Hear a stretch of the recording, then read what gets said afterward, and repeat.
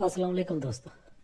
आज हम आपके सामने लाए हैं साबिर शाकिर और इमरान रियाज के गुफ्तगू जो उन्होंने 2-3 व्लॉग बनाए हैं उन पर तबसरा करेंगे कि हमारा टाइम मकसद है आपका टाइम बचाना और बड़ी बड़ी वीडियो के बजाय छोटी सी वीडियो में जो भी मफहूम हो आपको फराहम करना आसान है। भावल नगर पर आवाम की भी कुछ राय आ रही है, ट्वीट कर रहे हैं आवाम के ये मौकाफ़ात अमल है और जैसा ये लोगों के घरों में 9 मई के बाद घुसते रहे हैं उसी का ये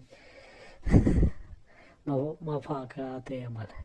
आप क्या समझते हैं इस बारे में? प्लीज़ कमेंट्स करें और बताएं।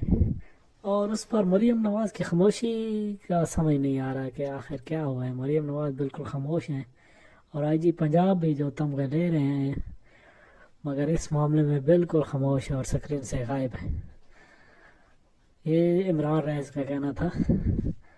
और किसान भी कुछ बदहाल हैं और कुछ गंदम के रेट को लेकर उनके तहफ़्फ़ुज़ात हैं और 15 अप्रैल के बाद वो भी मेरा ख्याल है कुछ डेडलाइन देंगे, नहीं तो फिर वो सड़कों पर एहतजाज शुरू करेंगे।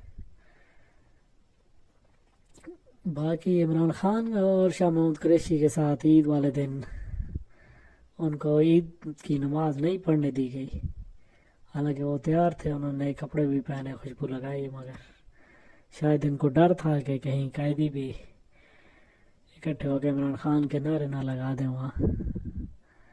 आप लोग इस बारे में क्या कहते हैं? प्लीज़ रिप्लाई करें। क्या ईद की नमाज इमरान खान और शाह महमूद कुरैशी को पढ़ने दी जानी चाहिए थी या ये जो इन्होंने किया है ये ठीक था? सिक्योरिटी रीज़न ये तो बताएंगे, मगर ये ऐसा जम्मू कश्मीर में तो होता है, पाकिस्तान में ये फर्स्ट टाइम ही हो रहा है। ये साबिर शाकिर और इमरान रियाज का तबसरा था। ओके, हम अपनी वीडियो को अख्तिताम करते हैं। आप कमेंट्स में प्लीज़ रिप्लाई करें। Thank you.